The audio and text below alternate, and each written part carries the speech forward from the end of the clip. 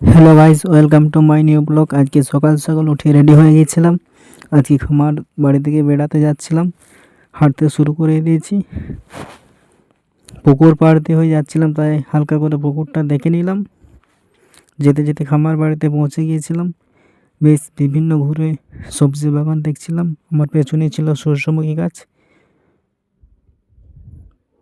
এরপর সর্ষে বাগানে ঘুরছিলাম।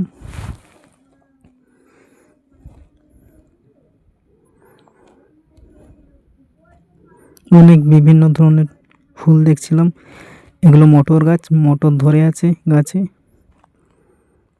এটা কি আপনারা কমেন্ট করে বলবেন।